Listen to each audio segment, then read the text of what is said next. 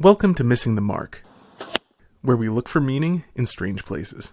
I'm Christopher. Recently, a person who goes by the handle Bionic did a video titled A-Theism, criticizing my video, The Dishonesty of Defining Atheism as a Lack of Belief. A number of people have asked me to respond to it, and this video is that response. Bionic video begins with some common ground. Slightly out of order, this part I agree entirely with. The problem is that all of this fight is over a word that, unfortunately, can have two etymologies, and thus two definitions, while still being spelled and pronounced exactly the same way. This is quite true, and in standalone essays and videos and such, a person may use any definition they like, providing that they identify which definition they are using. There does arise the problem that in a conversation, both people must use the word in only one sense if they're to understand each other. It can be either sense, or they can make up a third sense if they like, provided that they agree. But in any case, there is the problem, which is the main problem on this topic, that after having decided on a sense, people do need to stick to it, which I'll address later. Anyway, so far, Bionic and I agree. And in fact, she goes further, though this clip is actually from before the previous one, and I partially agree with her here too. Oh, I can tell you why it's so controversial in just a few seconds. Because each side in the atheism-theism debate will have a much harder to defeat argument if they can force the other side to use their definition. She is to some degree agreeing with the main contention of my video, that the purpose of defining atheism as a lack of belief is not accuracy but rhetorical advantage, and to the degree that she is agreeing with me, I agree with her. On the flip side, using atheism as the term had been used for hundreds of years is not really a rhetorical trick. But to be fair to Bionic there are some fundamentalist Christians who just ask everyone to assume they're right, since in general they can't rationally defend their position. And can you prove that there is no God? Is a pointless question. Fundamentalists have a great deal to answer for. Anyway, many of us simply dislike innovative definitions which exist only for the purpose of making a debate easier to win. It's not so much because the effect they have on debates. I'm personally more interested in discussions than in debates anyway, but because new definitions which disagree with old definitions tend to make understanding difficult, especially understanding things which have already been written and said before the new definition. That doesn't make new definitions inherently bad, but they should only be adopted for good reasons. Are there good reasons in this particular case? One good reason to be suspicious of this new definition is that no one in favor of it seems to actually stick to it. I'm pretty sure that this is because, despite superficial appearances, this definition is actually very disadvantageous to atheists. This is a point Sam Harris has made, more than once. I'll link to a video where he does it in the description, when he argued that atheism shouldn't be a word. If you look at his argument, he's fairly correct about the strategic for atheism aspects of why atheism, as a lack of belief, shouldn't be a word. For one thing, most words that denote a lack in English are rather negative. Ignorance, which is a lack of knowledge. Weakness, which is a lack of strength.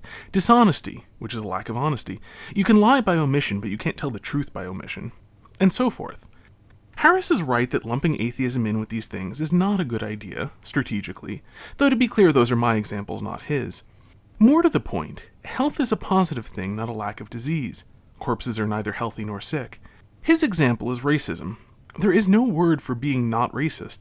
Decent people simply aren't racists, because racism is a defect. I disagree with the comparison, of course, but the analogy is valid for the limited point of the relationship between positive quality and a lack of that quality. And this brings us to the contrast between theory and practice. Much later on, Bionic says, Many people liken it to not being a stamp collector. All I have to do to be a non-stamp collector is to not collect stamps. Full stop. Nothing else is required. And it's the same with being an atheist and belief in gods. And if atheists didn't hold conferences and didn't have YouTube channels about atheism and so forth, this might be plausible. Sam Harris makes this point when he said that calling yourselves atheists makes you sound like the sort of cranks who get together in hotel ballrooms. He said this in a talk in a hotel ballroom, so it was a contextual joke, but he was making a serious point. If you take the definition of atheism seriously, then there can't be an atheism-theism debate. In a debate, each side must argue for a contrary position. If atheism is merely a lack of a belief, then it can't be argued for. If the two sides of a debate are, there is a God, and I don't have a belief in a God, those aren't contrary positions. And moreover, the atheist side could be adequately presented by an empty chair. If you think that there are such things as atheism-theism debates, you cannot be using lack of belief as your definition of atheism there. And consider further that if atheism is merely a lack of belief, then an atheist conference is a get-together of people who have nothing in common. What's brought them together is that they all lack the same thing. You don't see this for any other lack. There aren't get-togethers of people whose only connection is that they don't collect stamps. There are no YouTube channels about only owning stamps to put them on mail, or for art projects, or to burn in your fireplace, or maybe not owning them at all. Today's video, not using binders. Come back tomorrow for tips on how to not use folders. No one sincerely calls himself the amazing doesn't collect stamps. In short, contrary to a purely negative definition of atheism, the people who call themselves atheists act like they have something positive in common. Here's an example. And it is important to have the A-Theism definition, because atheism can come in many different styles and to many different degrees. To have a description that covers all of those bases is important in order to express one's actual opinion. Why?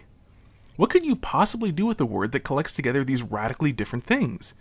You can group people using it, but then there's nothing to say about the group, since the word is so broad it includes people who are utterly unlike each other. Okay, these people all lack a belief in God. Fine. Now what? There's no next sentence, because merely by being grouped this loosely, they have nothing in common. Past this one thing, everything they have in common they also have in common with theists, such as breathing air and being affected by gravity. Which is why the above clip has, in fact, contradicted itself. If you want to express your actual opinion, you want the most specific terms you can use, not the least specific terms. This is why theists never use the word theist. If somebody asks me what I believe, I will say that I'm Catholic. That accurately describes what I believe. In some contexts, I'll simplify to Christian, but I've never yet encountered a circumstance where merely saying that I'm not an atheist is useful. So is a Japanese animist, but the fact that materialists think that we're both stupid isn't very relevant to my life. Or to the Japanese animists, for that matter. We certainly don't get together in conferences to talk about it while wearing our theist-themed t-shirts.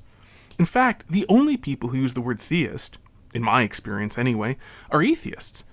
And they only use it because they don't care about any of the distinctions between us.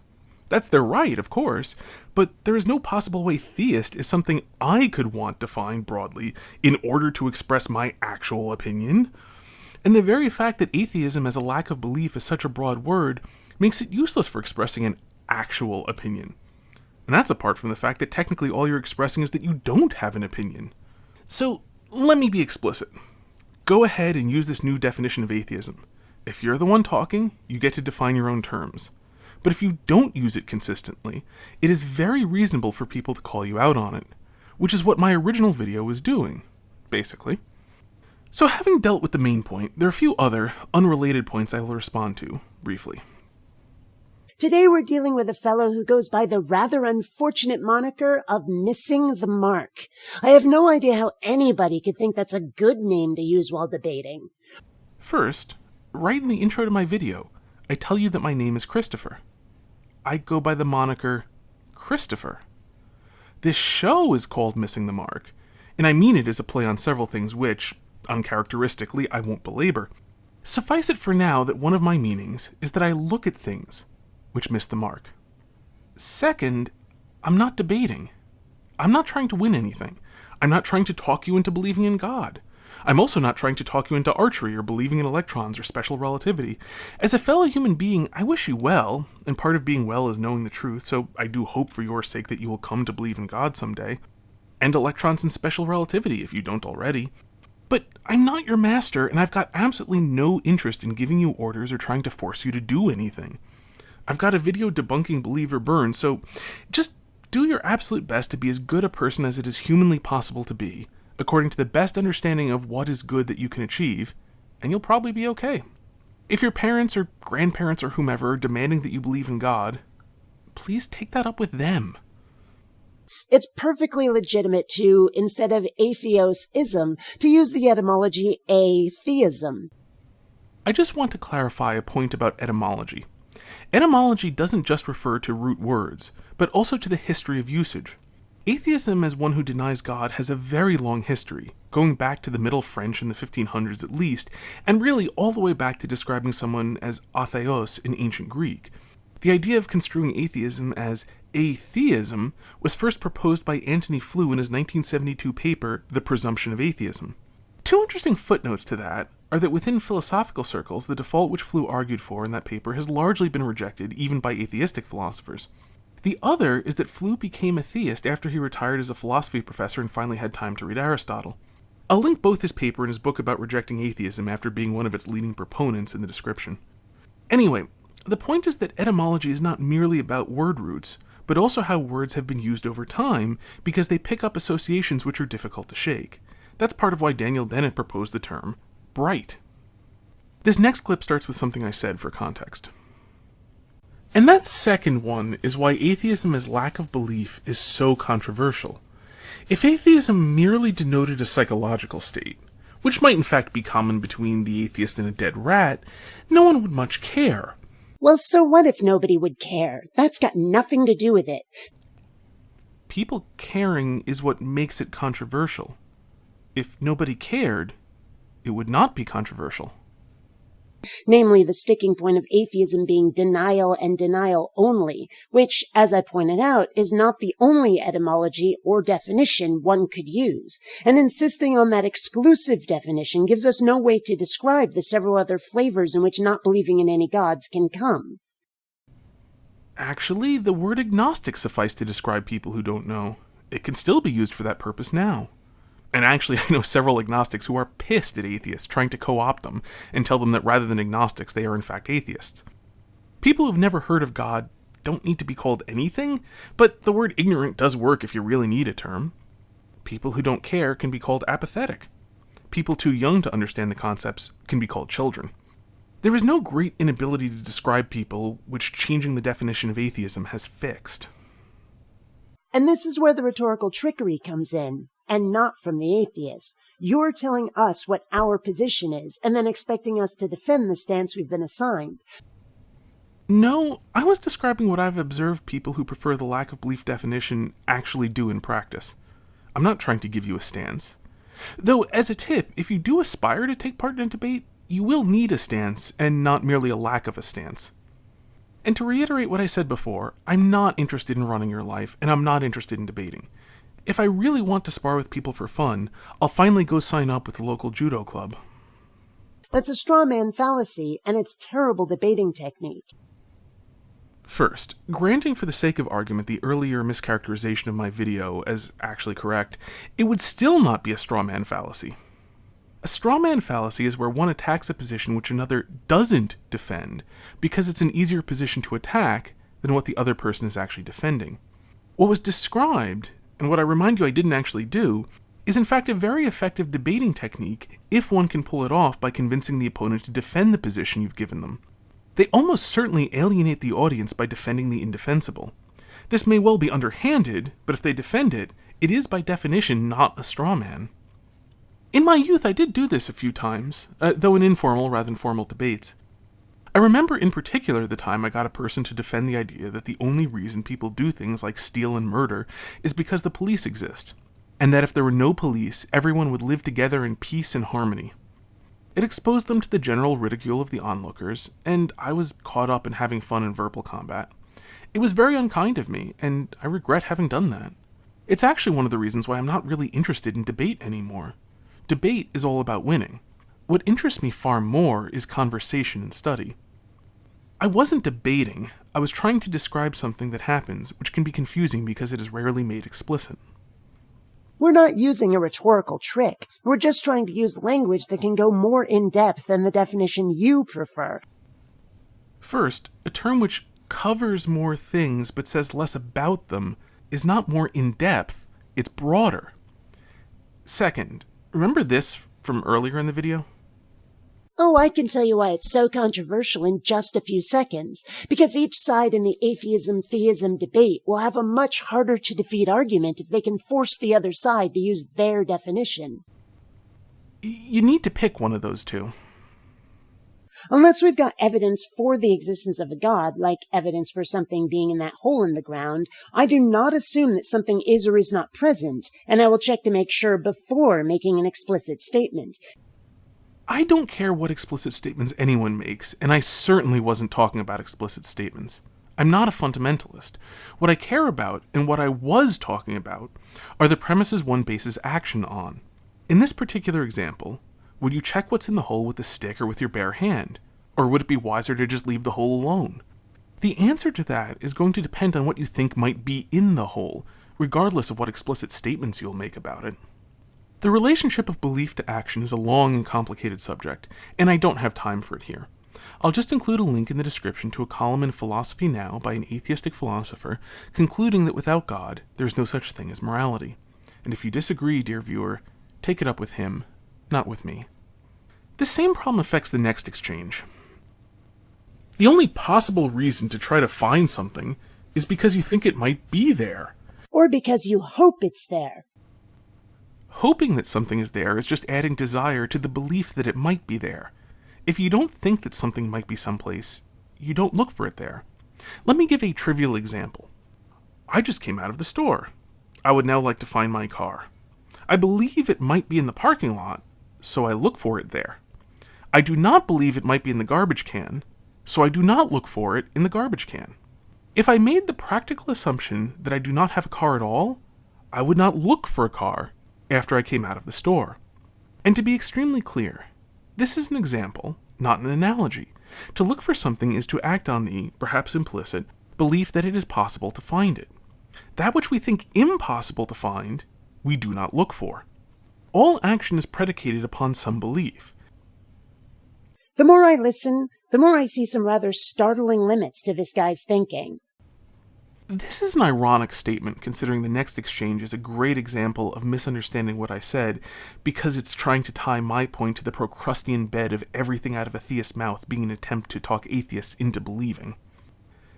If you should act like planets in other solar systems don't exist unless someone has already given you evidence for them, you wouldn't point telescopes at them to see if they're there. Which is an analogy that's got things backward. Theists are telling us that gods are there, and then giving us nowhere to point our metaphorical telescopes to find them.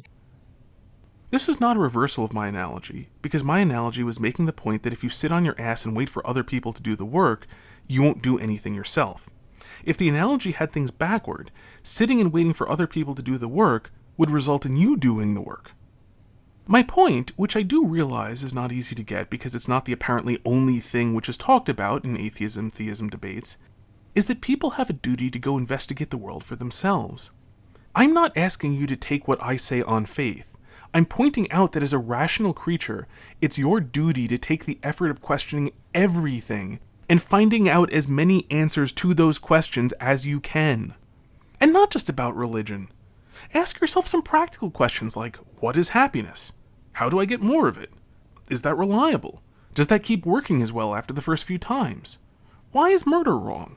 How about stealing? Is honesty really the best policy? And if not, what's a better policy? Then spend some time to find out the real answers to those questions. And if that's beyond you, find somebody for whom it isn't and become their friend. And this brings me to the closing of Bionic Dance's video, where we come again to a point of agreement. Don't run on automatic. Instead, please, think. As long as you remember that thinking should be constructive as well as critical, reason exists not only to distinguish things, but to see connections between them, to discern not only falsehood but truth, and that the whole purpose of being a rational animal is to know the truth. If all you manage to do is avoid errors, rocks do as much. Until next time, may you hit everything you aim at.